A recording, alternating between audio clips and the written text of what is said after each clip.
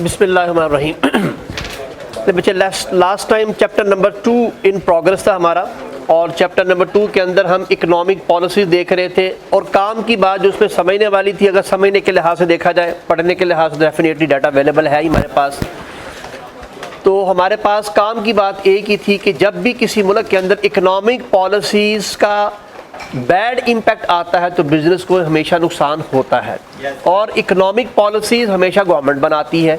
लेकिन ये बात हमें ज़हन नशीन रखनी है कि अगर पेस्टल सवाल सॉल्व कर रहे हो तो वहाँ पर कहानी बहुत आसान थी। मैं इंशाल्लाह जिस दिन ये सारे कंटेंट ख़त्म करूँगा एक मतलब पेस्टल को दोबारा रिवाइज़ भी कर दूँगा। लेकिन मैंने कहा था गवर्नमेंट की तमाम टेम्परेरी पॉलिसीज़ पॉलिटिकल में जाती है अगर पेस्टल का सवाल सॉल्व हो रहा हो, तो इससे ज़्यादा याद करने की ज़रूरत ही नहीं है। और 5 चीज़ें हैं, वो हैं इकोनॉमिक इश्यूज़, वो जहाँ नज़र आएँ वो आपने हमेशा इकोनॉमिक्स में डालने हैं, जिसमें था inflation, unemployment, balance of payment, उसमें आपके पास रिसेशन या आपके पास क्या कहते हैं ग्रोथ, और उसके साथ साथ अगर ओवरऑल कुछ डाटा दिया रहा है कि मुल्क की इकोनॉमिक कंडीशन यानी buying power of the customer पर डिस्कशन होना शुरू हो जाए तो समझ लीजिए कि ये डाटा इकोनॉमिक्स का है। तो वहाँ डाटा बहुत आसान था, वहाँ अय्याशी थी, ये सारा रट्टा है। और इस रट्टे में भी काम की बात मैं पूरी कोशिश कर रहा हूँ कि आपको समझा दी जाए ताकि आप में से जो अपने लफ्ज़ों में लिखना चाहे, एक बात याद रखिए, एग्ज़ाम में अगर इस सवाल ये आता है कि please explain interest rate, unemployment, तो बराए मेहरबानी थोड़ा सा एक्सप्लेन करके एक छोटी सी एग्जांपल देनी है जो बिज़नेस पर इम्पैक्ट क्रिएट करती है। बस ये बात आपने काम कर की बात याद रखनी है। जैसे मैंने अर्ज़ की थी अनएम्प्लॉयमेंट है, तो अनएम्प्लॉयमेंट की लंबी चौड़ी कहानियाँ याद करने की बजाय एक कहानी याद होनी चाहिए कि अनएम्प्लॉयमेंट जो है इससे reduce buying power of the citizen, जो भी उस मुल्क के रहने वाले हैं उनकी बाइंग पावर कम होती है। Once the buying power will be reduce this will decrease in demand, demand decrease होगी तो अल्टीमेटली कंपनी की सेल कम होगी, कंपनी की सेल कम होने की वजह से the company have to reduce their production. कोई बात याद है ना, ये बात इस तरह एग्जामिनर को एक मरतबा समझा दें, इंशाल्लाह किताबों की मुतादगी से आप दूर हो जाएंगे इंशाल्लाह। लेकिन किताब में अगर कोई ये समझता है कि यार मेरे लिए ये मुश्किल होगा, मैं ये नहीं मैनेज कर पाऊंगा, तो फिर उसके लिए ये डाटा हमारे पास मौजूद था, पर इसी को फॉलो कर ले और इसके मुताबिक अपना आंसर एग्जामिनर को दे दे। दोनों तरह के ऑप्शन मौजूद हैं, मैं दोनों काम साथ साथ चला रहा हूँ ताकि आप आसानी से दोनों को मैनेज कर लें। जी, आज जहाँ से अपने बच्चे काम का आगाज़ करना था वो थी फिस्कल पॉलिसी, और आपको मैंने बताया था कि फिस्कल पॉलिसी जो होती है ये बेसिकली गवर्नमेंट की बजटिंग का कॉन्सेप्ट है कि गवर्नमेंट अपने पैसे कमाती कैसे है। सादा लफ्ज़ों में अगर कोई दो तरह के लोग, दो तरह के स्टूडेंट इसको एक्सप्लेन करना चाहें तो दो मुख्तलिफ स्टूडेंट अपने अपने अंदाज से एक्सप्लेन कर सकते हैं। What is fiscal policy? The earning policy of the government, एक अंदाज ये है। और what is fiscal policy? The decision, the process in which the government decide their budgets. अब आप देख लें बात एक ही है, लेकिन बजट का मकसद क्या होता है, कहाँ कहाँ कितना कितना पैसा गवर्नमेंट को चाहिए। और एक बात प्रैक्टिकली जो शायद किताब में तो नहीं है और ना ही हमें वैसे याद करने की जरूरत है, लेकिन चूँकि बीइंग अ टीचर मेरी जिम्मेदारी है कि ये चीज़ें ज़रूर डिस्कस की जाए। मैंने पहले भी बताया था, दुनिया में जो सा मर्दी घर हो, ऑर्गेनाइजेशन हो, बिजनेस हो, वो अपनी अर्निंग के मुताबिक अपना बजट बनाते हैं, लेकिन गवर्नमेंट वाहिद एक बजट बनाती है जो अर्निंग जो है बेसिकली नहीं देखती, पहले अपना बजट बनाती है, उसके बाद डिसाइड करती है कि ये अर्निंग कहाँ से करनी है। इस वजह से गवर्नमेंट जो है बेसिकली अपनी टैक्स पॉलिसी बनाती है। तो फिस्कल पॉलिसी का बेसिक ऑब्जेक्टिव टैक्स पॉलिसी बनाना भी होता है। तो इसको बहुत आसान लफ्ज़ों में किताब की जो है डेफिनेशन मैंने उठा ली है, नीचे एक्सप्लेनेशन मैंने अपने अंदाज से दे दी है।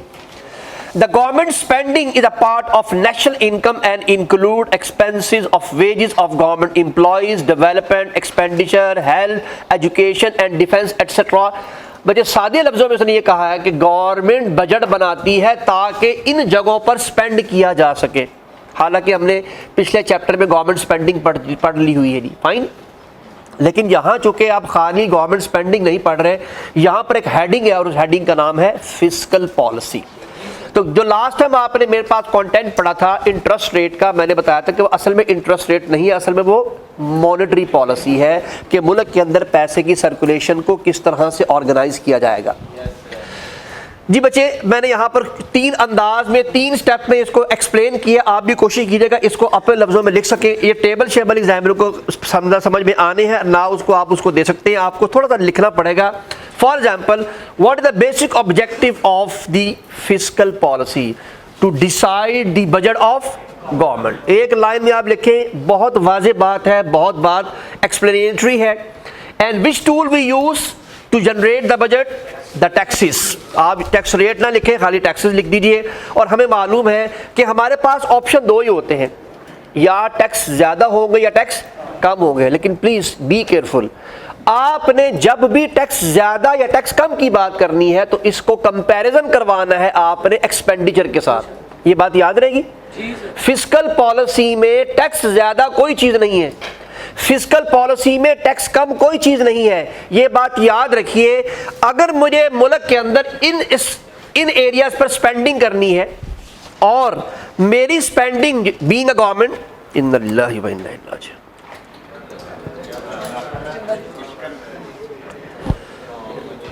ये जब से आपको पढ़ाना शुरू किया ये भी आपकी तरह ही हो गया है।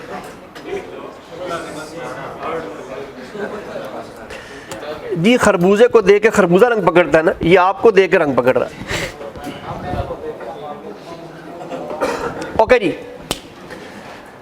बेटे, प्लीज जरा ये देखिएगा। यहां पर अगर मैं ये कहता हूं कि गवर्नमेंट ने टोटल 1000 मिलियन गवर्नमेंट ने स्पेंडिंग करनी है, तो गवर्नमेंट अगर टैक्सेस लगा रही है 1000 की बजाय 1100 के, तो आप इसको हाई टैक्स कह देते हैं। बस हाई टैक्स इस बुनियाद पे नहीं है कि आपने कोई बहुत ज्यादा या बहुत कम, रकम is not important, amount is not an important.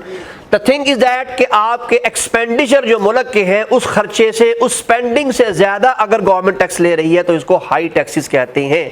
और हाई टैक्सेस का नाम होता है आपके पास सरप्लस फिस्कल पॉलिसी। सरप्लस किसे कहते हैं? ज्यादा को। और दूसरी आपके पास होती है डेफिसिट। डेफिसिट होती है कम को। ये तो बात याद है ना। तो बस इतनी सी बात याद रखिए, सरप्लस फिस्कल पॉलिसी मींस कि गवर्नमेंट टैक्सेस ज्यादा ले रही है। तो प्लीज अगर आप इतनी बात लिखेंगे तो मेरे ख्याल के मुताबिक एग्जामिनर मार्क्स नहीं देगा। आपको गवर्नमेंट बताना पड़ेगा एग्जामिनर को कि when the government is getting more income than their expenditure. तो ये बात याद रखिए, जब तक आप कंपैरिजन नहीं करवाएंगे नंबर नहीं देगा एग्जामिनर। तो ये देखिए यहाँ पर मैंने फिस्कल पॉलिसी की 3 टाइप्स दी हुई है। एक आपके पास है डेफिसिट फिस्कल पॉलिसी, एक आपके पास है बैलेंस ऑफ बजट, और एक आपके पास है surplus fiscal policy. And please be careful, किताब आपने अगर इकोनॉमिक्स पढ़ी हुई है तो इकोनॉमिक्स में ये जुमला बड़ा वाज़ेह लिखा हुआ है कि आप please don't confuse balance of budget with balance of payment. याद रखें जी, balance of payment import export को कहते हैं। तो हमारे पास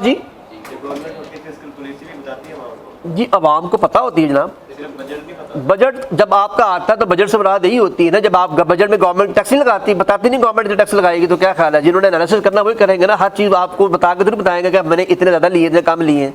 वो तो आपको ओवरऑल बता देते हैं कि ओवरऑल हमारा बजट ये है और इतने हमें टैक्सेस लगाए हैं। जी जनाब, what is deficit fiscal policy? What is this? जी जनाब, गवर्नमेंट इनकम, गवर्नमेंट की जो है बेसिकली कम है और एक्सपेंसेस, तो income is less than expenses. ये है बच्चे इसका बेसिक एरिया। चूंकि हमने ऊपर टूल पढ़ा था तो टूल के तौर पर कौन सा टूल इस्तेमाल होगा? लो टैक्स रेट का टूल इस्तेमाल किया जाएगा। गवर्नमेंट टैक्स कम लगाएगी तो ये डाउन गवर्नमेंट की कौन सी पॉलिसी होती है? Deficit fiscal policy. पाकिस्तान तो यही क्लेम करता है कि पाकिस्तान जब से बना है तब से पाकिस्तान डेफिसिट फिस्कल पॉलिसी पे चल रहा है। आई गेस ठीक ही कह रहा होगा जी। इस पे इंडिया काम कर रहा है जी, जिस सरप्लस फिस्कल पॉलिसी के ऊपर। जब से उनके पास, जब से उन्होंने गवर्नमेंट बनाई है तब से उनकी गवर्नमेंट के पास बहुत पैसा है हमेशा से। तो सरप्लस फिस्कल पॉलिसी में income is greater than expenses, और यहां पर हाई टैक्स रेट जो है बेसिकली इज अ मेथोडोलॉजी। अब अच्छा, यहां पर ये वाला काम तो जिंदगी में ना हो सकता है ना होता है। ये जिसे कहते हैं ना कि एक स्टैंडर्ड सिचुएशन है, ऐसा होना नामुमकिन होता है। लेकिन चूंकि थ्योरी है तो थ्योरी के मुताबिक आप उसको बता सकते हैं कि एक मेथोडोलॉजी ये भी होती है कि इनकम और एक्सपेंस दोनों बराबर बराबर हो। इसलिए इसको नॉर्मली आप शायद जानते होंगे, इकोनॉमिक्स के अंदर एक लफ्ज़ बोला जाता है इक्विलिब्रियम। नॉर्मली इक्विलिब्रियम कहीं भी नहीं हो सकता। आप जब भी किसी एक चीज़ को कम करते हैं दूसरी अल्टीमेटली इन्हेंस होना शुरू हो जाती है, उसको रिड्यूस करने की कोशिश करते हैं तो ये इन्हेंस हो जाता है। ये निज़ाम ज़िंदगी भर चलता रहता है। इसी वजह से जो इकोनॉमिस्ट होते हैं उनकी ज़िंदगी को कभी सुकून नहीं होता। वो बेचारे एक चीज़ को मैनेज करने की कोशिश करते हैं तो दूसरी चीज़ पर उसका इम्पैक्ट आ जाता है। फाइन। लेकिन अगर बच्चे अब मैं आपसे ये पूछूं कि बिजनेस पे इसका क्या इंपैक्ट है फिस्कल पॉलिसी का, तो बच्चे हमें मालूम है। अब दोबारा वापस ले आते, कहानी एक ही है जिसमें बाइंग पावर पे आगे आपने गेम को अपना कंक्लूड करना है आपने। और वो कंक्लूजन कैसे है? अगर टैक्सेस ज्यादा हैं लाइक दिस, तो ज्यादा टैक्सेस के अंदर क्या ख्याल है बिजनेसमैन आसानी से बिजनेस कर सकता है? इसलिए कि खाली इनकम टैक्स, खाली आपने कुछ सैलरी का टैक्स थोड़ी देना है, इनकम टैक्स भी देना है, वेल्थ टैक्स भी देना है। तो जितने टैक्सेस बढ़ते जाएंगे उतना उतना आपके बिजनेस को प्रॉफिटेबिलिटी भी कम होती है, और जितने टैक्स बढ़ेंगे सैलरी पर्सन को भी इनकम लेवल कम होगा। 100 रुपया कमाने वाला अगर 10% टैक्स देता है तो वो 90 रुपये घर लेकर आता है, 10 रुपये दे के आता है गवर्नमेंट को। तो उसकी बाइंग पावर 90 रुपीज़ है, 100 रुपये नहीं है। लेकिन बच्चे अगर यही कम हो जाए, 5% टैक्स हो जाए, तो वो 95 रुपीज़ घर लेकर आएगा। तो 5 रुपये जो एक्स्ट्रा है उस पर कहीं ना कहीं स्पेंड तो करेगा ना। तो ये बात सिंपल सी है कि हाई टैक्सेस के अंदर हमेशा स्पेंडिंग और लोग इन्वेस्टमेंट कम से कम करते हैं। और जितना इंटरेस्ट रेट कम होता टैक्स रेट कम होता है, दोनों को फायदा है। सैलरी पर्सन की सैलरी में से टैक्स कम कटेगा और बिजनेसमैन को भी अल्टीमेटली उतना कम टैक्स पे करना पड़ेगा। तो वो प्रोडक्शन बढ़ा सकता है, नंबर ऑफ एम्प्लॉइज बढ़ा सकता है। तो ये कहानी फिर एग्जैक्टली वहीं पर आ जाएगी, इसलिए मैंने इससे ज्यादा थ्योरी नहीं लिखी थी। Now the balance of payment. मेरे बैलेंस ऑफ पेमेंट याद रखिएगा, किसी मुल्क की जो गवर्नमेंट इंपोर्ट एक्सपोर्ट पर जो वर्किंग करती है उसे बैलेंस ऑफ पेमेंट कहते हैं। Please be careful, import and export of the company या ऑफ दी बिजनेस को नहीं देखेंगे आप, गवर्नमेंट की इंपोर्ट एक्सपोर्ट को देखेंगे कि गवर्नमेंट किस तरह से इंपोर्ट करने की इजाजत देती है और किस तरह से इंपोर्ट करने की इजाजत नहीं देती। क्या चीज इंपोर्ट करने की इजाजत देती है, क्या चीज इंपोर्ट करने की इजाजत नहीं देती। आपको याद होगा कई मरतबा पाकिस्तान में जो पाकिस्तान से बाहर जापानीज गाड़ी आती, कई मरतबा इंपोर्ट बैन हुई है दरमियान में इस 4-5 साल के दौरान। फिर आपके पास अल्टीमेटली फिर इंपोर्ट करने की इजाजत मिल जाती है। पहले जब शुरू में ये आई गेस के 1995 में जब ये इंपोर्ट आना शुरू हुई थी पाकिस्तान में, तो उस वक्त इजाजत थी चाहे 10 साल पुरानी गाड़ी मंगवा लें। फिर आहिस्ता आहिस्ता रिड्यूस करते करते अब इसको 3 साल पे ले आए हैं कि 3 साल पुरानी गाड़ी, यानी अब इस वक्त किसी बंदे ने आज पाकिस्तान में जापानीज गाड़ी, रीफर्बिश जापानीज गाड़ी इंपोर्ट करनी है तो उसको 3 साल पुरानी गाड़ी तक, यानी उसकी मैन्युफैक्चरिंग डेट देखी जाएगी, उसकी मैन्युफैक्चरिंग 2020 की होगी तो उसको पाकिस्तान में लाने की इजाज़त होगी, उससे पीछे वाली गाड़ी इंपोर्ट करने की इजाज़त नहीं होगी। ये सारी की सारी पॉलिसीज़ कहलाती हैं और ये सारी की सारी पॉलिसीज़ क्या होती है? Balance of payment. तो आप देखिए बच्चे, जितने भी हम पॉलिसीज पढ़ रहे हैं हालांकि ताल्लुक गवर्नमेंट के साथ है, लेकिन पेस्टल का सवाल सॉल्व कर रहे हो तो बैलेंस ऑफ पेमेंट का जिक्र आएगा तो आप डाटा इकोनॉमिक्स की अंडर हेडिंग में ऐड करेंगे। और अगर अदर देन इनसे चीजें आपके पास आएंगी तो सारी की सारी पॉलिटिकल में आप ऐड करते रहेंगे। लेकिन जब ये वाला सवाल एग्जाम के अंदर स्ट्रेट फॉरवर्ड आएगा तो एग्जामिनर ने स्ट्रेट फॉरवर्ड एक सवाल पूछना है आपसे कि प्लीज एक्सप्लेन या discuss what is balance of payment. So as per the definition, a balance of payment measure the financial transaction made between consumer, business and government in one country with other. तो पूरे के दूसरे ममालिक के साथ, चाहे एक बंदा, चाहे गवर्नमेंट, चाहे बिजनेस, दूसरे ममालिक के साथ जब बिजनेस ट्रांजैक्शन कर रहे होते हैं तो उसे हम बैलेंस ऑफ पेमेंट कहते हैं। आल दो कि ये बहुत ही ज़्यादा मुश्किल डेफिनेशन है, तो अगर हम ये कह सकते हैं import and export policy developed by the government is considered as balance of payment. तो बैलेंस ऑफ, जी बच्चे अभी कहा है कि इकोनॉमिक्स में आएगा तो वो गवर्नमेंट की पॉलिसी तो पॉलिटिकल में नहीं है। जी बच्चे मैंने पहले भी अर्ज कर दिया कि 5 चीज़ें आएंगी तो सिर्फ इसको वहाँ पर ऐड करना है। बाद में ध्यान सुना करें क्लास में बैठ के। मैंने क्लास में आते सबसे पहले बताया, जब बात शुरू की थी मैंने कहा था ये 5 इश्यूज हैं, ये याद रखने हैं। जब भी inflation, unemployment, balance of payment और उसके साथ ग्रोथ एंड रिसेशन और मुल्क की एक बाइंग पावर के ऊपर डिस्कशन हो तो ये डाटा हमेशा इकोनॉमिक्स में डालना है। ये बात मैंने क्लास में कही थी जी, ऑन रिकॉर्ड मौजूद है जी। इट इज जी पूछे, सवाल पूछे। कहीं तो थी, लेकिन इसका ये डाटा मैंने इस तरह तो फिर आप कहेंगे कि लीगल में तो गवर्नमेंट की पॉलिसी होती है, फिर चीज़ों को डिफरेंशिएट करना ही तो कमाल है। इसी चीज़ का नाम तो इम्तिहान है, वरना सारे गधे घोड़े एक जगह डाल देने का मकसद तो ये कि आप कहेंगे बस सारी गवर्नमेंट की पॉलिसी है, फिर वहाँ पेस्टल का लफ्ज़ हटा दें और उसे कहें ये सारी गवर्नमेंट की पॉलिसी है, पेस्टल इज रॉन्ग। अगर मैं बता रहा हूँ बैलेंस पेमेंट के मुल्क में हमारी एक्सपोर्ट ज़्यादा है या तो ठीक है, ये डाटा आप उसको इकोनॉमिक्स की हेडिंग में डालेंगे। अगर वो गवर्नमेंट की पॉलिसी बता रहा गवर्नमेंट की पॉलिसी को आप सिंपल शुरू में बता तो दिया था हमने कि पेस्टल के अंदर डाटा एक जगह से दूसरे का ऐड हो सकता है, और लेकिन ओवरलैपिंग में यहाँ एक्सप्लेनेशन दी जाएगी और वहाँ आप कहेंगे different government policies are being implemented here, for example physical policy, balance of payment, फलाना फलाना फलाना, वहाँ इतना लिखेंगे। लेकिन जब यहाँ आएंगे तो यहाँ उसकी पूरी तफसील बयान करेंगे जब आप इकोनॉमिक्स का डाटा लिख रहे होंगे।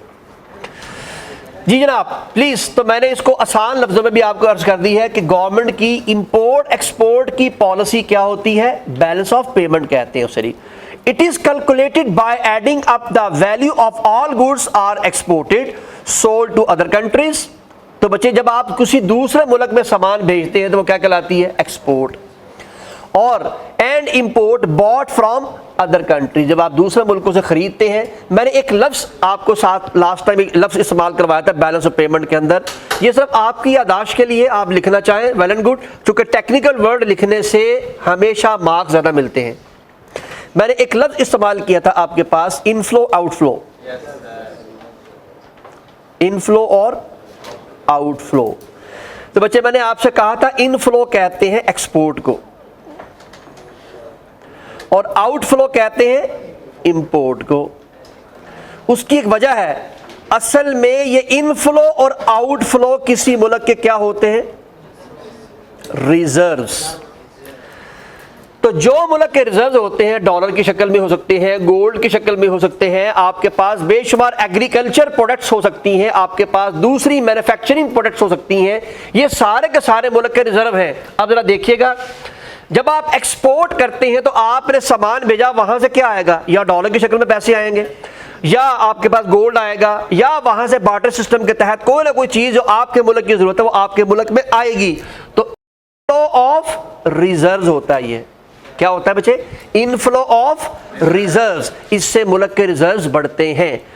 अब ये आउटफ्लो क्या है, आउटफ्लो ऑफ रिजर्व। जब आप दूसरे मुल्कों से चीज खरीदेंगे तो आपने पेमेंट तो करनी है ना, तो आपके मुल्क के उतने वसाइल दूसरे मुल्क चले जाएंगे, इसलिए आप इसको इनफ्लो, ये आपकी किताब में कहीं नहीं लिखा हुआ लेकिन इसको याद जरूर रखिएगा, ये आप पे काम आ सकता है। स्पेशली मल्टीपल चॉइस क्वेश्चन में वो आपसे ये शायद सवाल पूछ सकता है, क्योंकि उसके जहन में यही होता है कि टीचर जब क्लास में पढ़ा रहा होता है तो इस टॉपिक के जो मोटे मोटे मजबूत किस्म के कंटेंट है वो ज़रूर टीचर साथ साथ डिस्कस कर रहा होता है। तो इसलिए इसको याद रखिएगा, इनफ्लो और आउटफ्लो करी।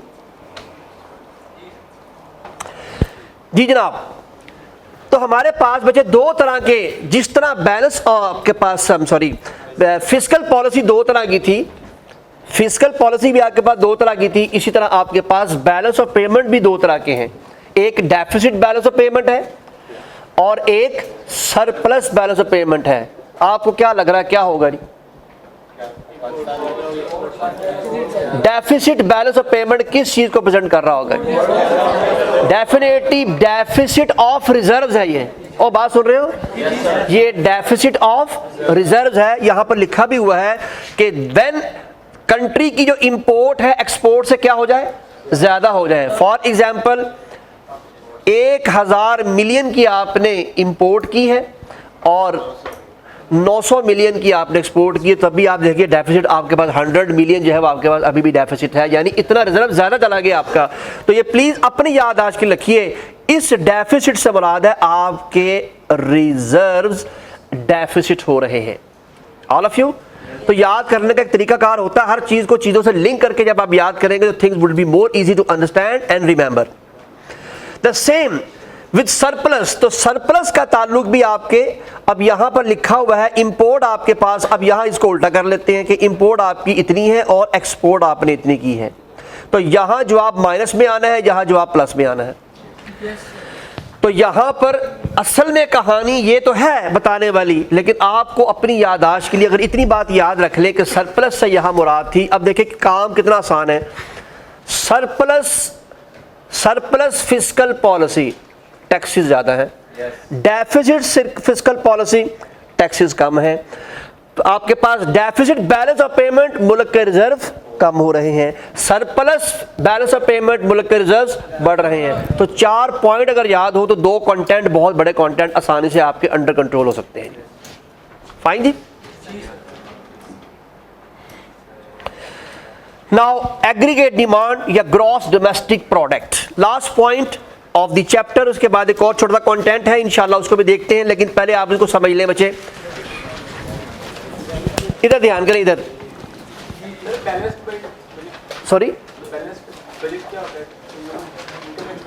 बड़ी बैलेंस और बजट से रहा था कि जहां पर मुल्क की उतनी इनकम है और उतने टैक्सेस हैं, लेकिन मैंने कहा ऐसी सिचुएशन होती कहीं नहीं है, बस थ्योरी में लिखा हुआ है, इसलिए आप उसको थ्योरी के हद तक ही पढ़ते हैं।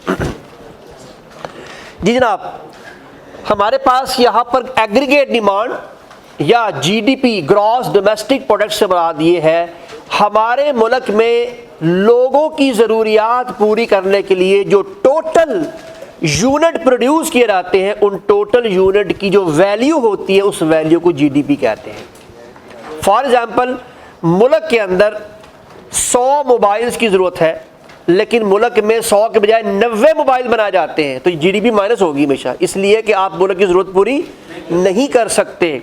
तो आपको 10 मोबाइल दूसरे मुल्क से इंपोर्ट करने पड़ेंगे। अब देखिए, बड़ा वाज़े आपको नजर आ रहा होगा कि जीडीपी का बहुत गहरा ताल्लुक है आपकी बैलेंस ऑफ पेमेंट के साथ।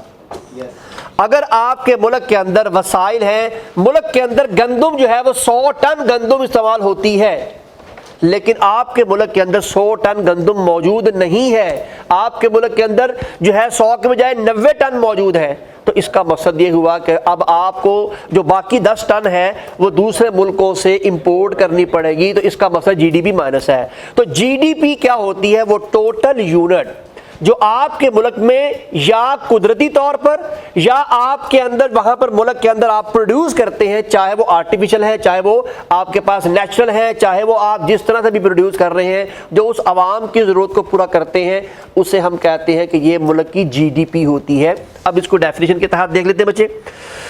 Gross domestic product is the market value. अब करेंगे क्या बच्चे, इन तमाम के तमाम, जैसे मैंने इसकी एग्जांपल दी थी कि ये हमने 90 मोबाइल प्रोड्यूस किए हैं, तो 90 मोबाइल की कीमत क्या है? चूंकि बच्चे आप जानते हैं इकोनॉमिक्स के अंदर तो आप नंबर ऑफ यूनिट की क्वांटिटी को नहीं देखेंगे, आप देखेंगे उसकी वैल्यू क्या है। तो वैल्यू को जज किया जाता है, इसलिए हमेशा इसकी वैल्यू के मुताबिक ही आप जीडीपी को माइनस या प्लस में लेके जाते हैं। तो is the market value of all goods and services produced. अब यहां देखिए बच्चे, आपने जो वैल्यू कैलकुलेट करनी है किस चीज की, जितनी भी गुड्स या जितनी भी सर्विसेज इस मुल्क में प्रोड्यूस की गई हैं by an economy in a given financial year. ये बच्चे बहुत लाजमी है, जिस साल की आप जीडीपी निकालेंगे उसी साल की प्रोडक्शन देखेंगे और उसी साल की आप सर्विसेज देखेंगे।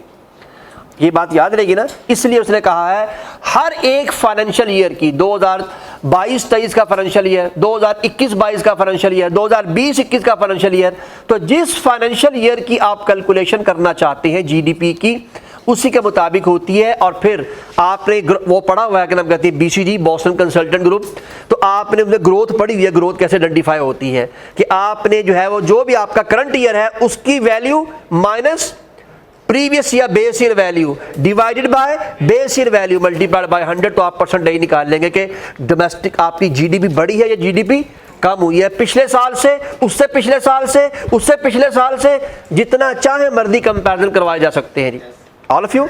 इसलिए मैंने लफ्ज बोला है बेस ईयर कि आपने बेस ईयर किसको लेना है। आपने अगर 2023 में रहते हुए 2020 को बेस ईयर बनाना है, तो आप कंपैरिजन जो है वो इसको 2020 को बेस ईयर लेंगे। आपने कहा नहीं मैंने 2018 लेना था, आप 2018 को ले लेंगे। इट डिपेंड्स अपॉन यू कि आपने कौन से साल को अपना बेस ईयर लेना है। दोबारा सुनिए बच्चे जी। Gross domestic product is the market value of all goods and services produced by an economy in the given financial year. The GDP help in determining the economic growth. यानी ये आपको determine करती है कि इकोनॉमिक ग्रोथ हुई है या नहीं हुई। Purchasing power and overall economic health of the country. अब ये परचेजिंग पावर क्यों निकाली गई है? क्योंकि हमने हमेशा वैल्यू आइडेंटिफाई करनी होती है, और वैल्यू की बुनियाद पर अब सिंपल सा कॉन्सेप्ट है, मैंने बताया था पिछले साल आटा जो है वो 1000 रुपये या 900 रुपये आपके पास 10 kg था, अब इस वक्त 1700 रुपये है, तो बताइए अल्टीमेटली हमारे पास 700 रुपये इंक्रीज कर गया ना, तो बाइंग पावर कम हो रही है बढ़ रही है? कम हो रही है, क्योंकि उसके बरक्स इन्फ्लेशन में हमने ये पढ़ा था कि इन्फ्लेशन में लोगों की बाइंग पावर हमेशा। ओके जी बच्चे, हमने कहा कि चले मिसाल किसी भी चीज़ के ले सकते, चूंकि हम सारी इस वक्त इतनी सारी कैलकुलेशन चूंकि हम इकोनॉमिक्स से पढ़ नहीं रहे कि मैं सारी वैल्यूज इकट्ठी करूं पूरे मुल्क की जीडीपी पर डिस्कशन करें। हमने तो एक छोटी सी एग्जांपल से बात समझानी है। आप चाहे फ्लोर आटा की एग्जांपल ले लें, राइस की ले लें, वट एवर, जिस चीज़ की भी आपने एग्जाम्पल लेनी है आप वो एग्जाम्पल इस्तेमाल कर सकते हैं। बट बिल फर्ज हम कह रहे हैं कि कंज्यूमर की जो स्पेंडिंग है हमारे मुल्क के अंदर, फॉर एग्जाम्पल बच्चे मैं बहुत छोटी वैल्यू ले रहा हूँ ताकि हम आसानी से इसको मैनेज कर सके। जी फिगर आप खुद नहीं कर सकते, 25 kg मैंने लिए जी, आप चाहें तो इसको आगे मल्टीप्लाई करके उसकी प्राइस को भी मेजर कर सकते हैं। जी बच्चे, कंज्यूमर स्पेंडिंग पूरे मुल्क के अंदर 25 kg जो गंदम की जो है वो इस्तेमाल है पूरे मुल्क के अंदर, फाइन। गवर्नमेंट की स्पेंडिंग फॉर एग्जाम्पल 10 है। बड़े इससे क्या मुराद है, गवर्नमेंट भी यकीनन कोई ना कोई चीज़ तो बाय करती है ना, गवर्नमेंट हॉस्पिटल्स के लिए या अपने किसी प्रोजेक्ट्स के लिए। इन्वेस्टर्स, बड़े इन्वेस्टर से क्या मुराद है, उस गंदम को बिजनेस पर्पस के लिए कितना इस्तेमाल किया था। अब सुनिए ज़रा, आपको मालूम है बिस्किट बनते हैं तो बिस्किट में गंदम का इस्तेमाल होता है। अब ये कंज्यूमर में नहीं आएगा, कंज्यूमर वो है जो घर में इस्तेमाल करता है। तो घरों के अंदर जो इस्तेमाल की जा रही है गंदम वो 25 kg है, गवर्नमेंट जो है वो 10 kg इस्तेमाल कर रही है। और उसके साथ साथ इन्वेस्टर जो होते हैं बच्चे, फॉर एग्जांपल इन्वेस्टर भी तकरीबन कोई 10 kg ही इस्तेमाल कर रहे हैं। अभी तक जरा साथ साथ कैलकुलेट करते रहे तो ये टोटल कितना हो गया जनाब हमारे पास, 45 kg।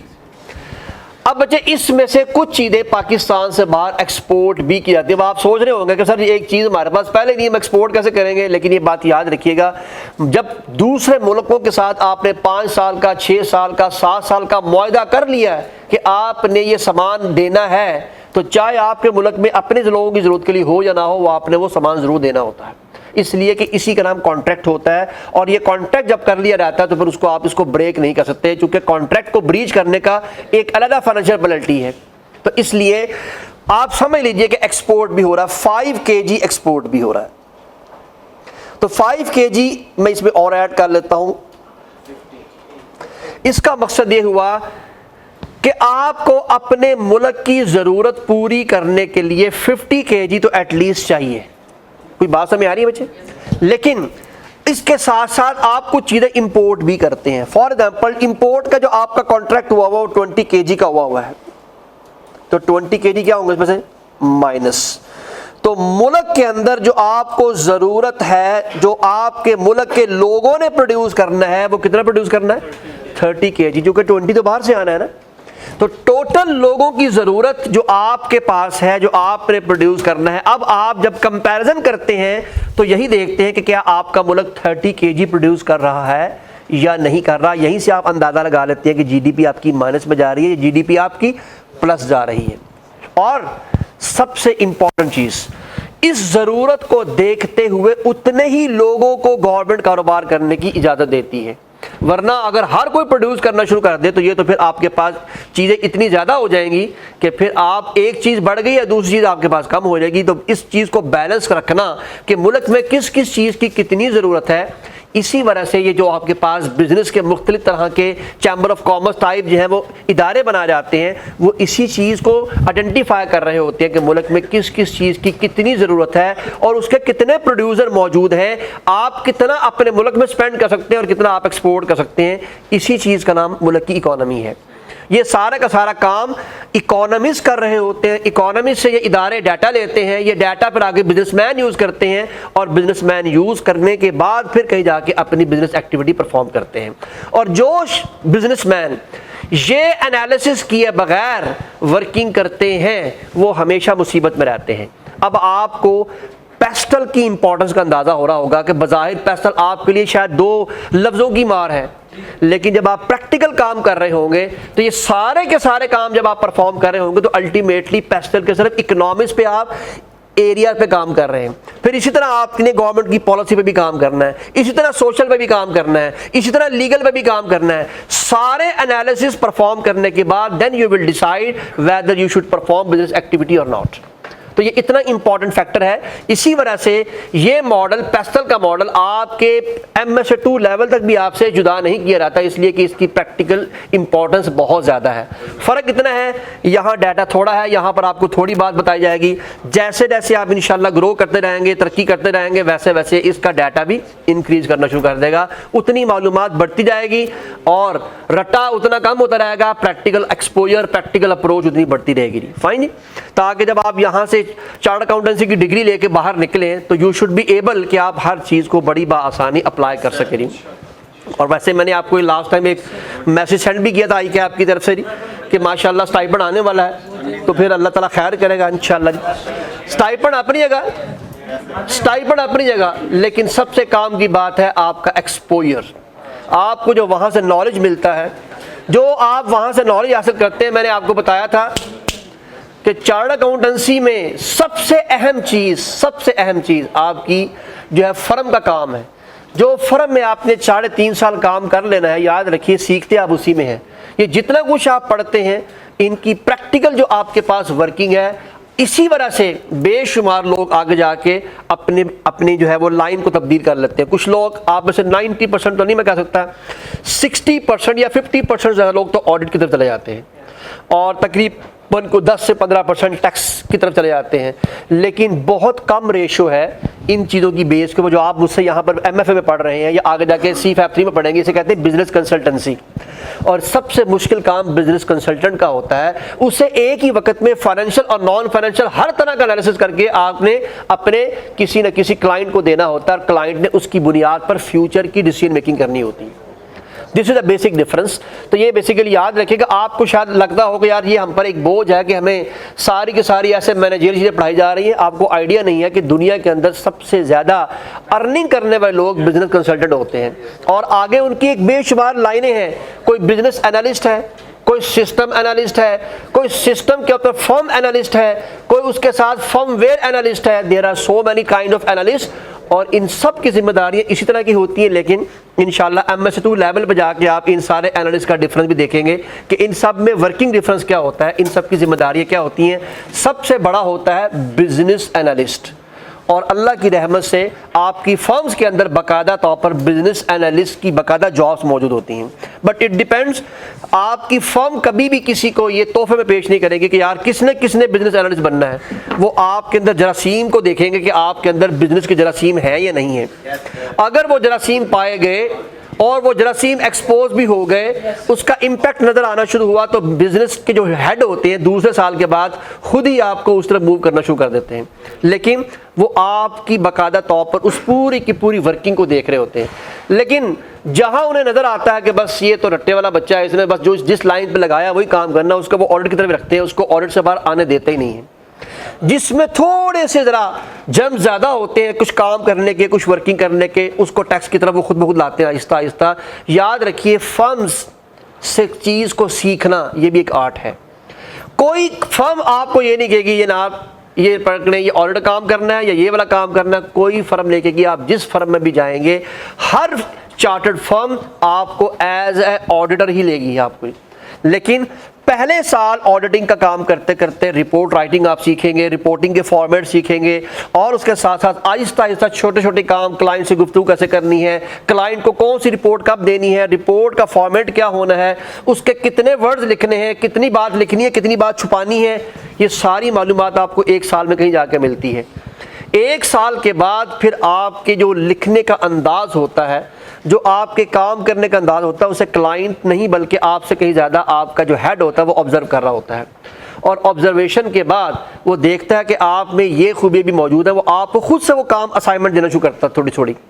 और जब आप उस असाइनमेंट में भी अपने आप को बहुत अच्छे तरीके से प्रूव करते हैं, तो फिर वो आपको ऑडिट के अलावा किसी दूसरी तरफ लेके जाता है। वरना ज़िंदगी भर आप 4 साल 3.5 साल सिर्फ ऑडिटर बन के ही बाहर निकलते हैं।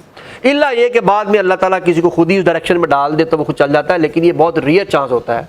सीख कर ना आना और सीख कर उस चीज़ को मार्केट में इंप्लीमेंट करना, ऐसे लोग बहुत कम होते हैं। तो ये बात आपकी जिम्मेदारी में शामिल है। पहली बात तो आपने खुद से फैसला करना है कि whether you want to become an auditor और you want to become someone else. और अगर आप ये वाकई काम करना चाहेंगे तो फिर ये बात याद रखिएगा, उस तरह के कामों में आपकी दिलचस्पी आपका हेड खुद ब खुद जज करेगा और वो आपके काम की नौयत का अंदाज़ा होता है। फाइन। चले जनाब, अब जरा देखिए बच्चे यहाँ पर प्लीज़, ये फार्मूला दो अंदाज से लिखा हुआ है, जरा आप भी देख लें। मैंने ऊपर एक ही काम किया है, जरा गौर से देखें। मैंने इन सबको ऐड किया है, C for consumer, G for government, I for investor, E for export. इन तीनों को जमा किया जैसे मैंने यहाँ जमा किया था जी, और माइनस का किया जी M क्या था बच्चे, इंपोर्ट। तो इंपोर्ट माइनस करेंगे तो GDP आपकी खुद बहुत निकल आएगी कि आपके मुल्क में टोटल प्रोडक्शन कितनी चाहिए आपको, कितनी ज़रूरत आप मैनेज करना चाहते हैं या कर सकते हैं। ये या मेथड दूसरा ये भी है कि पहले इनको जमा कर लें और इंपोर्ट में से एक्सपोर्ट को माइनस कर दें तो अल्टीमेटली, सॉरी उल्टा कर गया मैं, एक्सपोर्ट में से इंपोर्ट को माइनस कर दें तो अल्टीमेटली आप बड़ी बासानी उसको भी, तो एक ही बात है, आंसर दोनों का सेम ही निकलना है। Now this is very important thing, और मेरे कॉन्सेप्ट के मुताबिक एग्जामिनर अगर गया तो इधर जाने का उसका हक बनता है। ये सबसे काम की चीज़ है, चैप्टर की आखिरी चीज़ है और सबसे अहम चीज़ है जी, सबसे अहम चीज़। Gross domestic product, the GDP for a particular year is measured by two ways, nominal and real GDP। मैं पहले आपको एक अपने तौर पर एक झटका तरीका बता दूं, झटका समझ ना मुझे, जिसको आप गैजेट कहते हैं।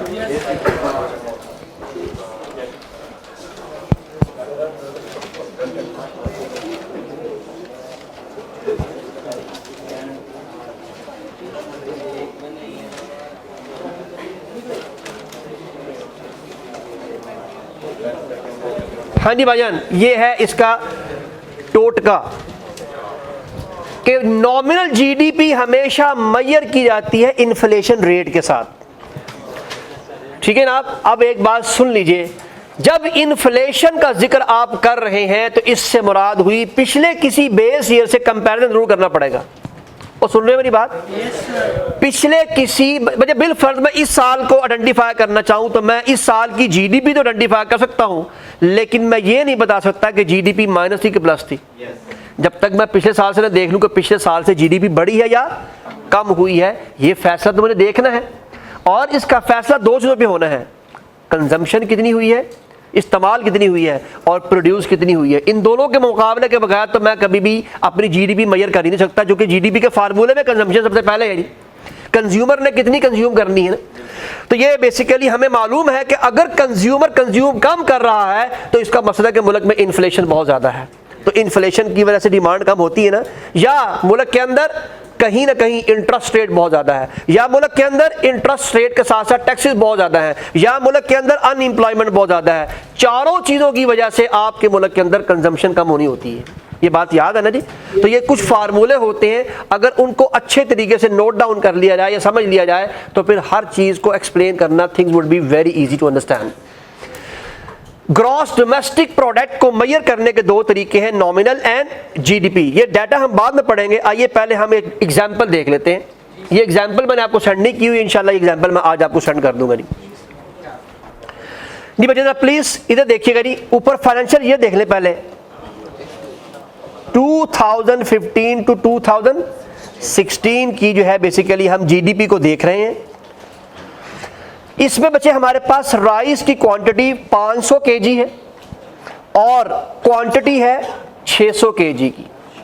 किसकी बच्चे? राइस 500 और शुगर 600 kg। और हमारे पास जो राइस की प्राइस 2015-16 की हम लिख रहे हैं 70 kg और शुगर की हम 80 रुपीज़ पर kg, जबकि हमारे पास टोटल ये वैल्यू आ गई है इसके अगेंस्ट। इन दोनों की फिगर को निकालेंगे तो हमने ये GDP आइडेंटिफाई कर ली कि मुल्क के अंदर इतनी जो है बेसिकली पैसों की इकोनॉमिक एक्टिविटी परफॉर्म की जा रही है according to the need.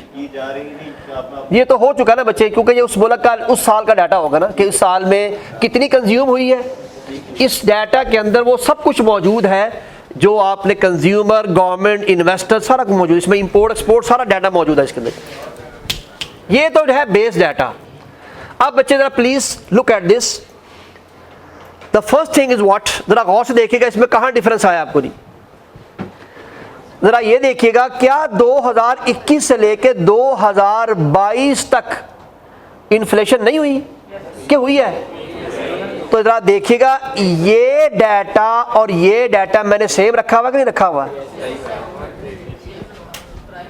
Price 70 kg, price 70 kg of rice, price 80 kg of sugar, price 80 kg of, तो ये आपके ख्याल में कौन सी जीडीपी होगी? ये रियल है। रियल में इन्फ्लेनेटरी जो आपका इन्फ्लुएंस होता है उसको हम डिस्कस नहीं किया करते। अब बात समझ आई बच्चे?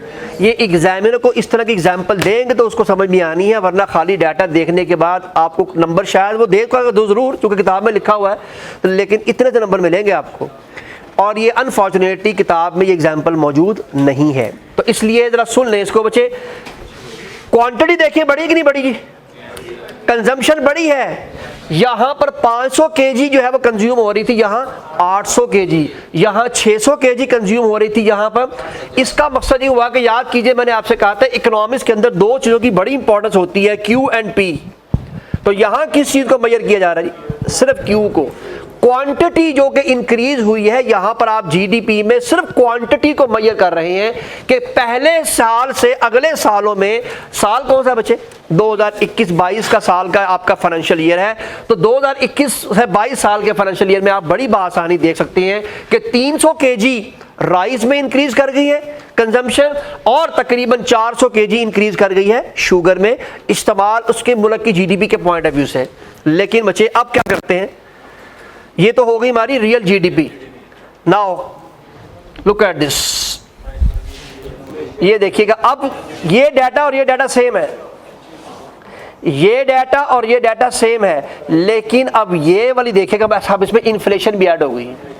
ये अब इस मुल्क की इस साल की 2021-22 की जो करंट है, तो अब आपने दो तरह से जीडीपी की मेजरमेंट करनी होती है, खाली क्यू के ऊपर या क्यू प्लस पी के ऊपर। तो यहां पर प्राइस भी इंक्रीज हुई है, क्वांटिटी भी इंक्रीज हुई है। देखिए आप इससे कंपेयर करवाएंगे तो ये एक वक्त में एक टेक्निक और या दोनों टेक्निक भी इस्तेमाल की जाती हैं सिर्फ मेजरमेंट करने के लिए। अगर सिर्फ क्वांटिटी को देखना हो कि कितनी क्वांटिटी इंक्रीज हुई है तो फिर आप उसको इस्तेमाल कर सकते हैं। आपके जहन में आएगा सर ऐसा भी तो मुमकिन है कि हम क्वांटिटी को ना, लेकिन क्वांटिटी के बगैर आप चल ही नहीं सकते, क्योंकि जीडीपी का बेस होती ही क्वांटिटी है। तो प्राइस जो है बेसिकली चूंकि उसका सेकेंडरी फैक्टर होता है, तो अगर आप प्राइस में इन्फ्लेनेटरी उसका इन्फ्लुएंस देखना चाहें तो उसे कहते हैं आपके पास नॉमिनल जीडीपी, और अगर विदाउट आपने उसको देखना है कि हम कहते हैं इन्फ्लेशन के, तो फिर आप उसे कहते हैं रियल जीडीपी। अब आप पढ़िए बच्चे, अब डाटा समझ में आ जाएगा इंशाल्लाह जी। The nominal GDP measure the annual production of goods or services at the current price with the inflationary effects. The nominal GDP is the GDP calculated at the current market price, so that mean nominal GDP express all recent change in market. ये है काम की बात, यानी जो price में change आई है उसको भी साथ डिस्कस करती है। Whereas the real GDP measure the yearly production of goods or services calculated at the base year without considering the effect of inflation. All of you, ये डाटा लिखकर पूरे नंबर नहीं मिलेंगे। सुन रहे हैं मेरी बात?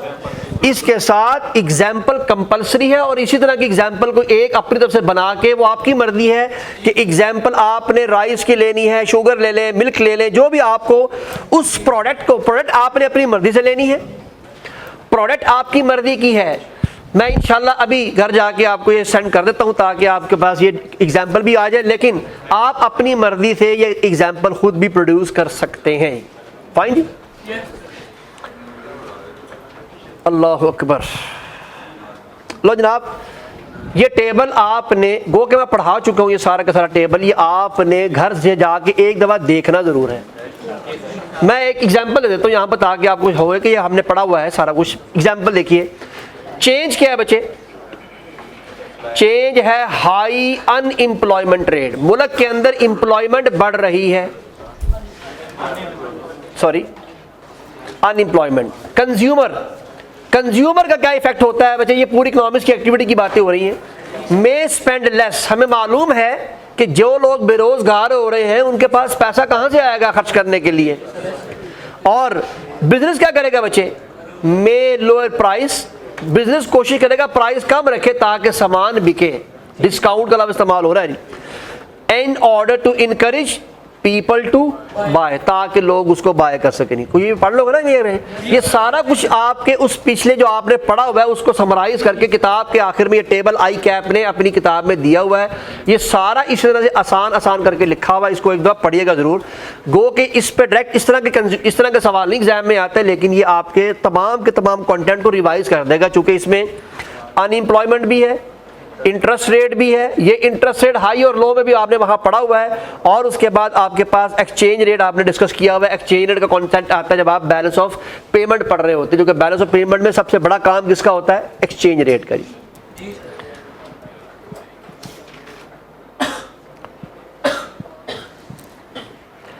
मेरे दो बड़े कंटेंट इधर प्रैक्टिकली अगर मैं देखा जाए तो पेस्टल के दो कंटेंट थे, वरना अदरवाइज दो चैप्टर हमने अल्टीमेटली डिस्कस किए हैं। फायदा ये है कि अब मुझे और आपको ये बात पता लग गई है कि अगर पेस्टल का सवाल सॉल्व हो रहा होता तो इंटरेस्ट रेट का जिक्र आए, बैलेंस ऑफ पेमेंट का जिक्र आए, फिस्कल पॉलिसी का जिक्र आए, मॉनेटरी पॉलिसी का जिक्र आए, तो ये डाटा मैंने under the heading of economics में प्लॉट करना है, ऑल ऑफ यू। और इसके अलावा other than all government policy जो कि टेम्परेरी पॉलिसीज हैं वो मैंने under the heading of political में लेकर आनी है। और अगर मेरे पास एक ही तरह का डाटा हो, जो मुझे लग रहा हो कि पॉलिटिकल का डाटा कहीं नहीं है लेकिन इकोनॉमिक्स का डाटा है, तो ऐसा हो नहीं सकता, इसलिए कि इकोनॉमिक्स की सारी पॉलिसीज बनाता कौन है, गवर्नमेंट। तो फिर आप क्या करेंगे, पॉलिटिकल में आप सिर्फ ये बता देंगे कि government is working on these policies but you will not explain that. But when ever you will start heading economic analysis, तो फिर उसकी हेडिंग में आप उसकी एक्सप्लेनेशन देना शुरू कर देंगे ये। लेकिन वैसे मैं आपको बता दूं, प्रैक्टिकली पेस्टल का सवाल हमेशा से बहुत ही ज़्यादा ईजी और बहुत ज़्यादा डाइवर्सिफाइड होता है, डाटा बड़ी आसानी से फैच हो जाता है। फाइन, हमारे पास तीसरा बड़ा एरिया है बच्चे, और वो है हमारी सोशल एंड लीगल इम्पैक्ट। कल मैं बताऊंगा तुम्हें, कल एक लाइन पढ़ी भी आपने जी जी सॉरी हाँ बच्चे, बैलेंस ऑफ पेमेंट अगर मुल्क के अंदर फॉर एग्जांपल गवर्नमेंट ने, आप एक्सपोर्टर हैं और गवर्नमेंट ने बैन कर दिए तो आपके बिजनेस को इमीडिएटली इफेक्ट आएगा। लेकिन अगर गवर्नमेंट ने बैन नहीं किया, एक्सचेंज रेट का डिफरेंस आ गया, तो एक्सचेंज रेट के डिफरेंस से आप इंपोर्ट कर रहे थे, आप ये पेन 10 रुपए में इंपोर्ट कर रहे थे, डॉलर की प्राइस जो है जो भी थी, डॉलर की प्राइस बढ़ी, अल्टीमेटली उसने तो आपको $1 का ही बेचना है, तो आपको 100 रुपए की चीज़ 300 रुपए की मिलना शुरू हो जाएगी। भाईजान मैं उनसे अपनी जाती बातें नहीं कर रहा था, आप पे कंटेंट की बातें हो रही थी जी। Social and legal environment of business, chapter number 3। मेरे चैप्टर नंबर 3 के अंदर हमारे पास दो बड़े एरियाज हैं। पेस्टल के 4 एरिया यहां कवर हो जाएंगे, और मैंने अर्ज की थी कि इन 5 चैप्टरों में इन्वायरमेंट का डाटा कहीं नहीं लिखा हुआ, लेकिन आपको पढ़ाया जा चुका है कि इन्वायरमेंट से मुराद है नेचुरल इन्वायरमेंट, और उसमें डुअल इम्पैक्ट पढ़ाया हुआ है आपको कि आपके बिजनेस की वजह से इन्वायरमेंट पे क्या नेगेटिव या पॉजिटिव इम्पैक्ट आ रहा है, या नेचुरल इन्वायरमेंट का आपके बिजनेस पे क्या पॉजिटिव और नेगेटिव इम्पैक्ट आ रहा है। ये दो बातें आपने याद रखनी है अगर पेस्टल का सवाल सॉल्व करना है, क्योंकि अगर किताब ने आपको इन्वायरमेंट की डिटेल इंफॉर्मेशन किसी चैप्टर में नहीं दी तो इसका मतलब ये हुआ कि उस पर स्ट्रेट फॉरवर्ड सवाल नहीं आएगा, क्योंकि that is not available in book, तो सवाल भी नहीं आएगा। लेकिन पेस्टल के सवाल में इन्वायरमेंट को चूंकि डिस्कस किया जाता है तो इसलिए वहां पर वो चीज़ डिस्कस होगी, ऑल ऑफ यू। तो ये चैप्टर खत्म हो जाने के बाद इंशाल्लाह होपफुली कल या परसों तक हम ये चैप्टर कंप्लीट कर लेंगे। ये चैप्टर कंप्लीट हो जाने के बाद इंशाल्लाह फिर उसके बाद हमारे पास एक ही चैप्टर आएगा, आपकी नज़र में 2 और मेरी नज़र में 1 चैप्टर। चैप्टर 4 और 5 असल में IT का चैप्टर है। और एक बात सुन लें मेरी बात, छुट्टी करने वाले हजरात छुट्टी ज़रूर करें, क्योंकि मुझे मालूम है कि नेक्स्ट वीक आप सब लोगों ने चले जाना है। कोई बात नहीं, राइज ने आपके लिए, आपको मालूम है जिस तरह पिछले दफ़ा आपके साथ किया था, आपके लिए पॉलिसी के लिए कि ऑनलाइन लेक्चर आपके पास अवेलेबल होगा, जो हजरात जाना चाहेंगे। मैं पॉलिसी मेकर नहीं हूँ भाई, ये मैं आपको राइज की मालूमात बता रहा हूँ, मैं भी आप भी की तरह लेमैन हूँ, मालूमात दे देंगे आपको इंशाल्लाह। वो बस बाबू बस इधर इधर ध्यान। तो मंडे ट्यूसडे 2 दिन क्लास होनी है, आई गेस शायद वेडनेसडे भी हो। तो नेक्स्ट मंडे और ट्यूसडे की क्लास, क्योंकि आप में से जो आना चाहेंगे 100 बिस्मिल्लाह ज़रूर आए। लास्ट टाइम मैंने क्लास पढ़ाई थी सर, ये नौजवान यही आया हुआ था अकेला, उन्हें कल नहीं पढ़ना से ना, बाकी सब लोग अपना यशी कर रहे थे जी। बहरहाल हमारे पास यहाँ एक बच्चा आए, 2 आए, 100 आए, ड्राइवर है, ड्राइवर ने गाड़ी चलानी है, चाहे एक सीट पे बंदा भी ना बैठा हो, चाहे सारे बैठे हो, उससे क्या फ़र्क पड़ता है please.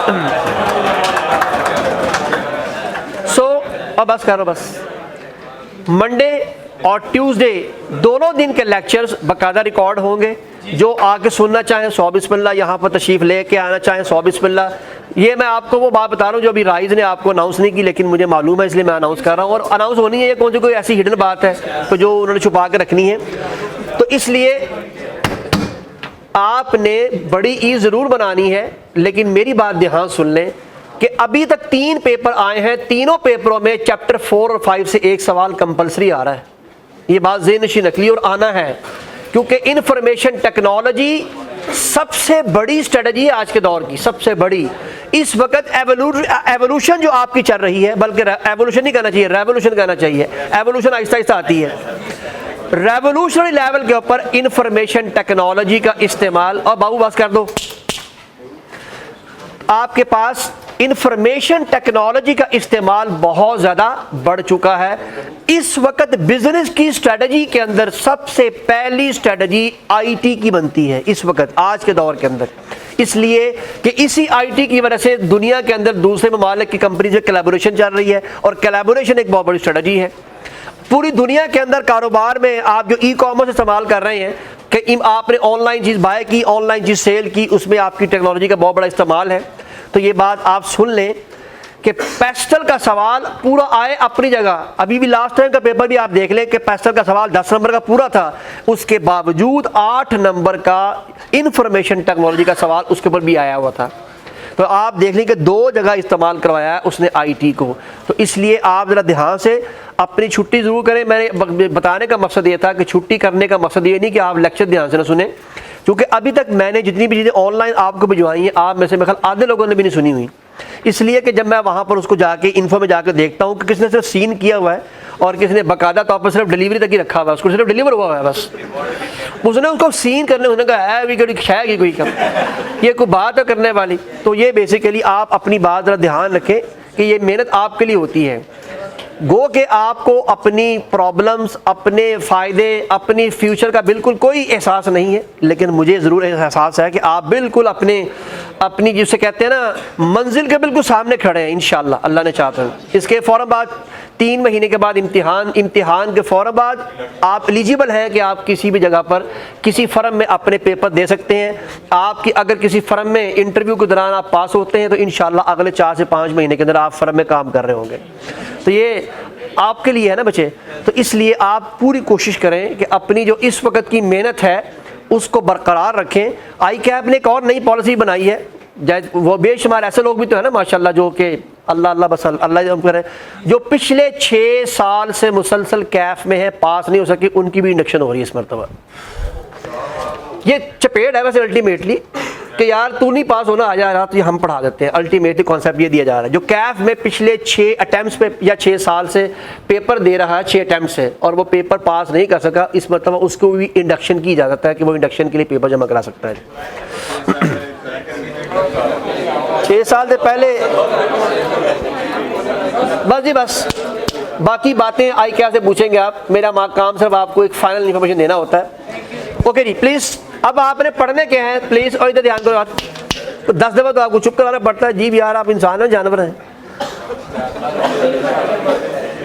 Social factor and their influence on business. मेरे सोशल फैक्टर होते क्या हैं, अभी इंशाल्लाह इस पे एक अपना नज़र लगाते हैं, इस पे देखते हैं कि इस पे क्या चीज़ है, क्या चीज़ होती है social factor. And legal environment, legal तो बच्चे में मालूम है मुल्क के लॉ की बात हो रही है, हमें मालूम है कि मुल्क के कानून जो होते हैं वो तो बिज़नेस के लिए फ़ायदा या नुकसान दे सकते हैं, लेकिन ये सोशल से क्या ताल्लुक़ है। मैं दोबारा रिवाइज़ करता हूँ एक कॉन्सेप्ट एथिक्स के अंदर चलते चलते मैंने एक चीज़ पढ़ाई थी, CSR, कॉर्पोरेट सोशल रिस्पॉन्सिबिलिटी। तो पहली बात तो याद रख लीजिए कि सोशल का ताल्लुक उसके साथ है, लेकिन उसके अलावा सोशल का ताल्लुक मुल्क की आवाम के साथ भी है कि मुल्क के अंदर आवाम किस तरह की है। जो अभी आपने इकोनॉमिक्स की सारी एक्टिविटी पढ़ी है, अब बाबू मैं तुमसे ज़्यादा अहम बात बता रहा हूँ यहाँ पर, इसका ध्यान रहा, मेरी तरफ कराओ ज़रा, ये मैं बड़ी अहम बात बता रहा हूँ, ये ICAS से भी अहम की बात है। वहाँ तक तब पहुँचोगे जब ये पेपर पास कर लोगे जी। तो हमारे पास मुल्क की जो आवाम है और जो मुल्क के अंदर जो रहने वाले लोग हैं उनसे रेलेवेंट बहुत सारी चीज़ें हैं। मैं एक आपको ओवरव्यू इसलिए दे रहा हूँ ताकि आपका दिमाग उस तरफ सोचना शुरू कर दे। वो कि ये मेरी खाम ख्याली है कि आपके दिमाग की बातें हो रही है, वो तो है ही नहीं, लेकिन बहरहाल चले, जी के खुश रखने को गालिब ये ख्याल अच्छा है। तो हमारे पास एक बिजनेस है, वो सबसे पहले लोगों की ज़रूरत को देखता है और लोगों की ज़रूरत देखने के बाद उसी तरह की चीज़ प्रोड्यूस करता है। ये डाटा सोशल का है। बात सुन ले मेरी बात, कस्टमर की जो डिमांड है, कस्टमर की जो नीड है, कस्टमर की जो रिक्वायरमेंट है, इकोनॉमिक्स में सबसे पहले चैप्टर में आप सबसे पहले नीड और कस्टमर की जो है बेसिकली आप उसकी विश को देखते हैं कि कस्टमर की नीड में और कस्टमर की रिक्वायरमेंट में क्या फ़र्क होता है। लेकिन बहरहाल मैं अदर इस वक्त वहाँ नहीं जाना चाह रहा उस कॉन्सेप्ट की तरफ।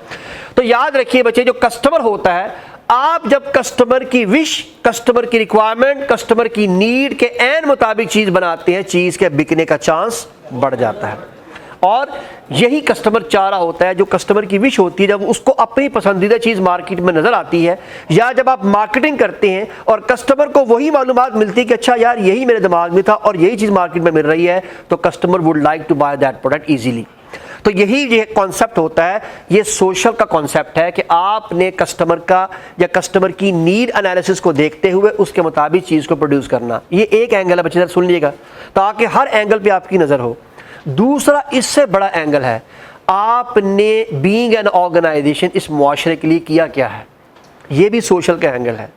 आप लोगों के एंगल को देख रहे हैं कि आपकी ऑर्गेनाइजेशन से लोग सिर्फ इसलिए बाइंग करते हैं इसलिए कि आपकी ऑर्गेनाइजेशन इस आवाम को फ़ायदा देती है, हॉस्पिटल बनवाती है, बेशुमार गार्डन्स बनवाती है, सड़कें बनवाती हैं।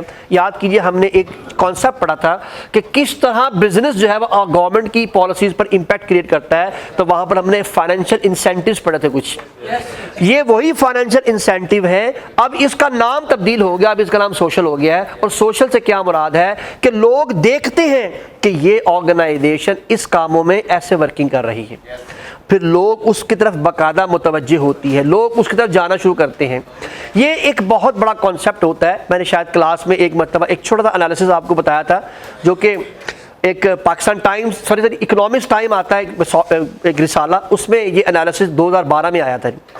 उस 2012 के एनालिसिस के मुताबिक यूके में, मैंने एक आपसे पहले एग्जांपल शेयर की हुई है शुरू में, 2012 के अंदर ये एनालिसिस यानी मार्केट हुआ, लेकिन पहली मरतबा एनालिसिस परफॉर्म करवाया गया 2009 में। 2009 में दो कंपनीज थी, एक कंपनी ए और एक बी, उसने भी नाम नहीं दिया, उसने भी ए और बी ही कहा हमारी। यूके की ट्राम कंपनीज हैं, दोनों की सर्विसेज सेम, दोनों की बेसिकली टाइमिंग सेम, यानी समझ लीजिए कि एक सेकंड उनके अगर 7:10 के ऊपर उनकी ट्रेन आती है तो दूसरी तरफ उनके स्टेशन के ऊपर भी 7:10 पे उनके स्टेशन पर भी ट्रेन आती है और डेस्टिनेशन भी एक जैसी है, सर्विसेज भी एक जैसी है। लेकिन ये ले रहे हैं 29 पाउंड पर मंथ और ये ले रहे हैं 32 पाउंड पर मंथ। अब आपका क्या ख्याल है, सर्विसेज सेम हो तो किसको सबसे ज़्यादा सेल होनी चाहिए जी? तो इसकी हाई सेल थी, ये मैं बात कर रहा हूँ 2009 की। लेकिन मैंने जब आपको बताया था कि जब 2011 का एनालिसिस हुआ तो सेम प्राइस के बाद यहाँ लो हो गया। ये मैं आपको बता रही 2009 में हुआ था ना, ये 2011 में एनालिसिस हुआ, यहाँ लो हो गया, यहाँ हाई हो गया। ये बहुत बड़ी परेशानी की बात थी इस कंपनी के लिए। इस कंपनी ने ये सोचा कि यार ऐसी आखिर हमें कौन सी खराबी है कि हम कस्टमर को सर्विसेज भी बी के बराबर दे रहे हैं और उसके बावजूद हमारी जो प्राइस है वो कम है, और फिर हम हमारी सेल जो है वो लो है, तो बच्चे क्या किया गया, इस कंपनी की फाइनेंशियल स्टेटमेंट उठाई, क्योंकि कंपनीज है तो फाइनेंशियल स्टेटमेंट तो आ जाएगी मार्केट में। फाइनेंशियल स्टेटमेंट में वाज़े मेंशन था कि इस कंपनी का प्रॉफिट का 10% डिसेबल बच्चों को दिया जाता है। तो लोगों ने सिर्फ इसलिए ट्रैवलिंग करना शुरू कर दी कि हमारे पैसों से डिसेबल बच्चों को वहां पैसे पहुंचेंगे। ये है बेसिकली सोशल एक्टिविटी। तो याद, बिजनेसेस जब सोशल एक्टिविटी परफॉर्म करते हैं तो उस सोशल एक्टिविटी की वजह से भी बिजनेस इंपैक्ट बढ़ता है, या ग्रोथ बढ़ती है और या फिर इसके मुताबिक ग्रोथ कम होती है। कुछ बात समझ आ रही बच्चे? मैंने 2 एस्पेक्ट बताए हैं, कोई कंटेंट पढ़ाए बगैर। कौन कौन से 2 कंटेंट पढ़ाए जनाब? कंटेंट नंबर 1, कस्टमर की नीड, कस्टमर की विश को। अब कस्टमर की विश का डोमेन बहुत बड़ा है, उसकी रिलीजियस एक्टिविटी को देखना, उसकी जो है बेसिकली अपनी जो सोशल पर्सनल लाइफ है उसकी एक्टिविटी को देखना, वो किस मुल्क में रहता है उस मुल्क के मुताबिक उस कल्चर को देखना। ये तमाम की तमाम चीज़ें क्या कहलाती हैं कि produce things according to the need of the customer. ये एक एंगल है सोशल का। और सोशल का दूसरा एंगल क्या है, आपकी ऑर्गेनाइजेशन ने बीइंग अ बिजनेस इस मुल्क के लिए क्या किया है, इस आवाम के लिए क्या किया है। ये दोनों एस्पेक्ट आपने जहन में रखने हैं। इन दोनों एस्पेक्ट का इंपैक्ट पॉजिटिव और नेगेटिव है। Before going to start any topic, for example आपने कस्टमर की नीड के एन मुताबिक चीज़ बनाई है, आपका ख्याल है ग्रोथ होगी या डिक्लाइन आएगा? डेफिनेटली ग्रोथ का चांस है, बिकॉज वो कस्टमर की नीड है। आपने कस्टमर की विश के मुताबिक, कस्टमर की सोच के मुताबिक, कस्टमर के कल्चर के मुताबिक आपने वो चीज़ प्रोड्यूस कर दी है। लेकिन अगर आप कस्टमर की चीज़ों, कस्टमर की विश के मुताबिक नहीं बनाते तो चांस ऑफ डिक्लाइन वाजे है। एंगल समझ में आ गया बच्चे? The impact of social impact on business. दूसरा एग्जाम्पल आपके सामने है कि आपकी ऑर्गेनाइजेशन ने अपनी सोशल ऑब्लिगेशंस का कितना ख्याल रखा है। अगर आपकी ऑर्गेनाइजेशन सोशल ऑब्लिगेशन का ख्याल रख रही है तो चांस आपके सामने है, हाई प्राइस होने के बावजूद मार्केट सेल बढ़ रही है। और जबकि आपकी ऑर्गेनाइजेशन अगर सोशल ऑब्लिगेशन का ख्याल नहीं रखती तो लो प्राइस होने के बावजूद, सर्विस सेम होने के बावजूद डिक्लाइन आ रहा है। ये बात आपने याद रखनी है। ये है आपके याद करने का तरीका। अब आइए रट्टे वाला डाटा को भी देख लेते हैं ना। The first thing is social environment. Social environment क्या होती है बच्चे? The social environment include demographic preferences and social tendencies. अब बच्चे प्लीज, डेमोग्राफिक क्या होता है? पॉपुलेशन एनालिसिस होता है। ये क्या होता है जी? पॉपुलेशन का एनालिसिस। प्रेफरेंसेस क्या होती है? पसंद ना पसंद, कस्टमर किस चीज को लाइक करता है, किस चीज को डिसलाइक करता है, लाइकिंग या डिसलाइकिंग। और सोशल टेंडेंसी, अभी मैंने आपको बताया सोशल ऑब्लिगेशन है कि आप एज अ बिजनेसमैन उस मुल्क के लिए क्या कर रहे हैं, इस मुल्क की आवाम के लिए क्या कर रहे हैं, जो विजिबल है। अगर मैं आपको इसकी छोटी सी एग्जांपल आपके मुल्क में और भी देना चाहूँ तो आपको शायद नहीं मालूम होगा, आपके वालिदैन को या कम से कम आपके बड़े भाई या जो भी आपके बड़े हैं वो आप ज़रूर जानते होंगे। जब बहरिया टाउन पाकिस्तान में पहली मरतबा इंट्रोड्यूस कराया गया तो कोई जानता भी नहीं था, कोई ना उस मलक रियाज को जानता था। आज मेरा ख्याल है बच्चा बच्चा उसको जानता है। तो उसने अपने कारोबार को इन्हेंस करने के लिए सबसे पहले, शायद आपको मालूम नहीं है, कि अपने यहाँ पर दस्तरखान प्रोड्यूस करवाए कि बहरिया का दस्तरखान, और लोगों को फ्री खाना खिलाया गया। लोगों को ये, हालांकि बेसिकली उन दस्तरखान पे खाना खाने वालों ने प्लॉट नहीं खरीदने, लेकिन लोग जो इन्वेस्टर हैं वो इस बात का पूरा कंसीव करते हैं कि जो बंदा अपने पैसे में से इन्वेस्टमेंट करके गरीब लोगों के लिए काम कर रहा है वो अल्टीमेटली हमारे लेवल में भी काम करेगा। और वही हुआ कि उसने बाकायदा तौर पर इसको अपने प्रैक्टिकल वर्किंग के साथ प्रूव करके दिखाया कि पाकिस्तान के अंदर जो सबसे पहले जो बहरिया टाउन ने जो आपका लेवल ऑफ स्टैंडर्ड जो डेवलप किया उस वक्त DHA लेवल में भी नहीं था जी। हालांकि DHA is more you can say famous as compare to Bahria Town, लेकिन बहरिया टाउन ने अपना जो अंदर का निज़ाम है, रोड इंफ्रास्ट्रक्चर, बिल्डिंग का स्ट्रक्चर और उसके साथ जो अंदर कम्युनिटी का सिस्टम डेवलप किया, उसको देखकर अब इस वक्त बाकी सब लोग उसको फॉलो कर रहे हैं। ये बेसिकली एक निज़ाम होता है, लेकिन ये बात वो पहले नहीं समझा सकता था। उसने सोशल ऑब्लिगेशन के ज़रिए पहले लोगों को अपनी तरफ मुतवज्जे किया और फिर उसके साथ साथ लोगों को ये साबित किया कि अगर मैं उन लोगों के लिए काम कर सकता हूँ तो आपके लिए जो मेरे पास इन्वेस्टमेंट करेंगे उनके लिए तो मैं उससे ज़्यादा काम करूँगा। तो ये है बेसिकली उसका एक बहुत बड़ा impact. Now Some key social factors that have a significant influence on business are: number 1, attitude and lifestyle. इससे क्या बनाता है बच्चे, किसी इंसान की पर्सनल लाइफ। और सुन रहे हो मेरी बात, ये सब बातें मैंने आपको जुबानी कलामी बताई तो है, लेकिन अब आप किसी हेडिंग के अंडर इनको पढ़ेंगे। ये सारी हेडिंग आपने पढ़नी है, अभी तो सिर्फ आप जस्ट हेडिंग के नाम आपके सामने है। सोशल वैल्यूज किसकी? बिजनेसमैन की, कस्टमर की नहीं। कस्टमर को सोशल वैल्यू देगा जी, कस्टमर ने तो इस्तेमाल करना है। This is the social value of business. और सादा लफ्जों में मैं किसकी बात कर रहा हूं? CSR, कॉर्पोरेट सोशल रिस्पॉन्सिबिलिटी की। डेमोग्राफी, ये है बच्चे आपका पॉपुलेशन का एनालिसिस, कितने लोग हैं उतने लोगों के मुताबिक आप चीज प्रोड्यूस करेंगे। वेल्थ डिस्ट्रीब्यूशन, लोगों के इनकम को देखकर उसके मुताबिक चीज प्रोड्यूस करना, लोगों की इनकम लेवल को देखते हुए उस तरह की चीज प्रोड्यूस करना। पाकिस्तान में अगर मिडिल क्लास या लोअर क्लास ज्यादा है तो यहां पर हाई क्लास की चीजें ज्यादा नहीं बनेंगी। यहां पर आपको हर माल 10 रुपए, हर माल 20 रुपए नहीं मिलेगा ज्यादा। द रीजन इज व्हाट, इसलिए कि उसके बायर ज्यादा है। तो बिजनेसमैन ये नहीं देख रहा होता कि मैं बहुत हाई क्वालिटी की चीज बनाऊं, बिजनेसमैन देख रहा था पैसा कहां से ज्यादा आएगा। तो जहां ज्यादा कम्युनिटी है, जहां ज्यादा लोग बायर हैं, उसी के लिए चीज प्रोड्यूस करने से सामान आपको मिलना ही मिलना है। वेल्थ के बाद एजुकेशन। भाई आपको मालूम है कि एजुकेशन इटसेल्फ एक बहुत बड़ा कॉन्सेप्ट है। इसके 2 एंगल होंगे। नंबर 1, जितनी तालीम होगी अवेयरनेस ज़्यादा होगी, नंबर 1। और दूसरा, अगर कारोबारी तालीम से रेलेवेंट हो तो फिर उससे ज़्यादा बेनिफिट में मिलता है, जैसे कि पाकिस्तान में हो रहा है। नॉट राइज ओनली, बेशुमार इदारे हैं। लॉ एंड ऑर्डर, ये है बच्चे आपका सबसे इंपॉर्टेंट फैक्टर कि सोशल ऑब्लिगेशन के लिहाज से गवर्नमेंट के कवानीन क्या हैं, गवर्नमेंट क्या कहती है। जैसे मिसाल के तौर पर मैं कहता हूँ कंज्यूमर प्रोटेक्शन लॉ है कि आपने कंज्यूमर को ऐसी चीज़ नहीं देनी कि जो कंज्यूमर की हेल्थ के लिए नुकसानदेह हो या कंज्यूमर की जेब पर बोझ बनती हो, उसे हम कहते हैं लॉ एंड ऑर्डर। तो ये बच्चे आपके 1, 2, 3, 4, 5, 6 हेडिंग है। इंशाल्लाह ये कल डिस्कस कर लेंगे, अल्लाह ने चाह देंगे। Thank you very much.